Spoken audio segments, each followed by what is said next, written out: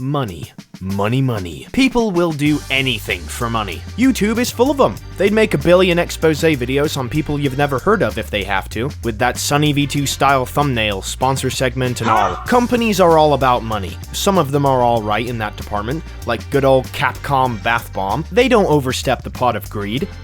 Mostly, they understand that a good product equals money. You would expect the big dog companies to understand that, however, unfortunately, they don't. The myriad of rushed-out games from the cocoon of bad decisions known as the higher-ups is inarguable to the quality of games that have been and are being released. You've got your microtransactions that sometimes suck the fun out of earning rewards for yourself, and your dumb battle passes, which there are way too many of, requiring you to grind to even play the new character. Blizzard, what were you thinking? One business practice, one that has gone around the industry now, that since everybody hopped on the trend I have grown to never like is, as mentioned in the title, online game subscriptions. Before I dive in, could you subscribe please? My goal is to hit 1K at some point, but I want to reach it nonetheless. Online game subscriptions are something that I've disliked mainly because it's a subscription for the sake of owning it. It wasn't always this way though. Originally it was a novelty, something that you could brag to your friends about that you have and they don't. In 2002, the Iron Age, after the launch of the Xbox, Microsoft brought out Xbox Live. Live allowed you to pay 50 smackaroonies to use any Xbox game's online features. It's stayed the same ever since, with Microsoft continuing to bank on it, making it one of the Xbox's biggest successes, which in the current age is kind of sad. Compared to now, I think that Live was a reasonable deal.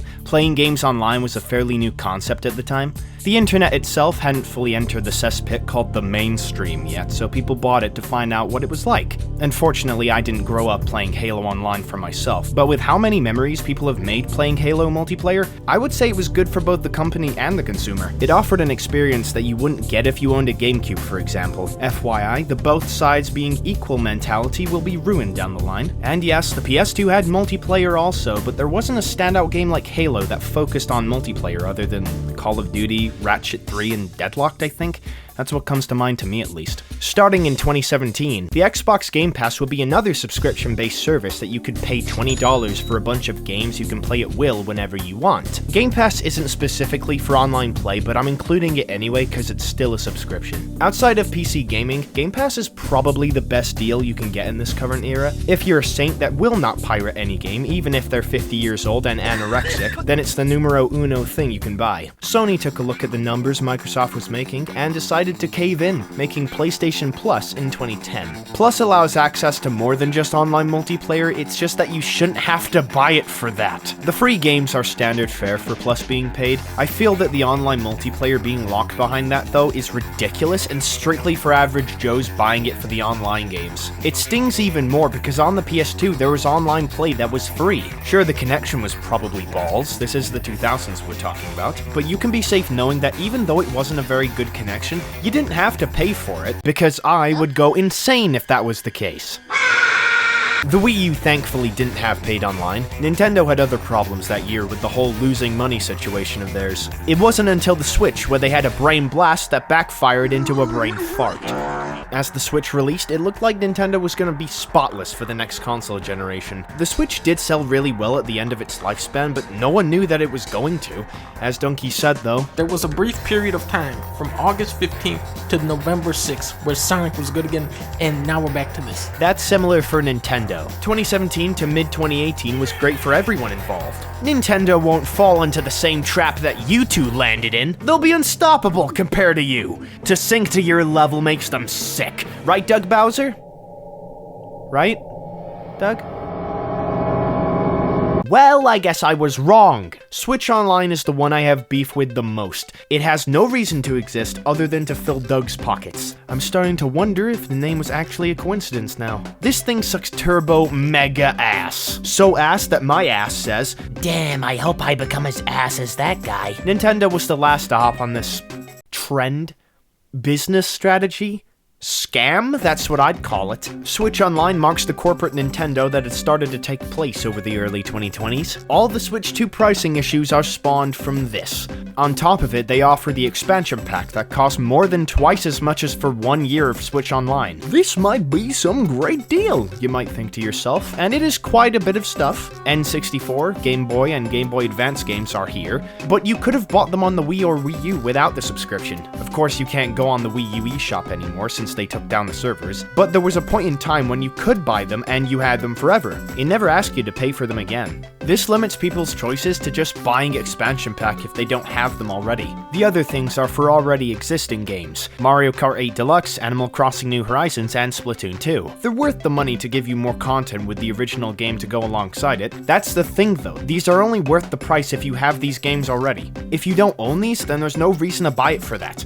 Strange thing about this is that there are more Nintendo games with bunches of DLC, but they're not here, so I think they just gave up afterwards. They didn't forget it clearly, they're still updating expansion pack with new stuff.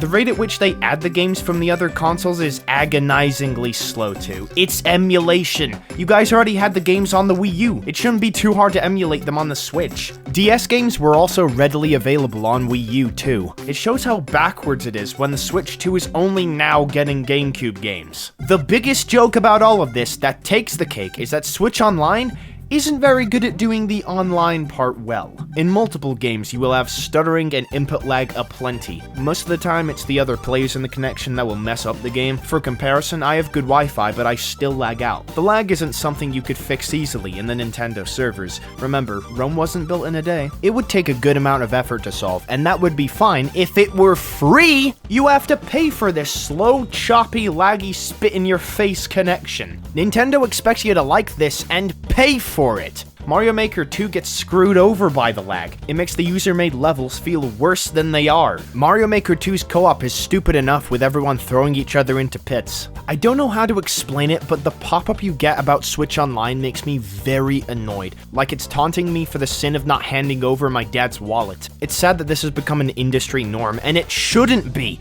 Bad enough that you have to pay for free games, which destroys the whole point of them being free. Imagine paying full price with delivery fees only to get hit with... PC is really the only platform that isn't like this. If it was, then the many multiplayer games on Steam wouldn't have as big of an audience as they would have. Hell, Fortnite probably wouldn't be what it is if the greasy executives at Epic added an online subscription to the Epic Games launcher, which would fully kill it since no one goes on it for anything except Fortnite. Steam doesn't have any subscriptions of any sort, which is great for Steam, I approve. One man shouldn't have to have only Steam though, that's unrealistic. And it doesn't eliminate the other platforms. There are games on Switch that aren't on Steam, so it's not the permanent solution. I know that some people in the audience are pure bootlickers and will whine at me, "It's not a big deal, dude. It's only £18 a year.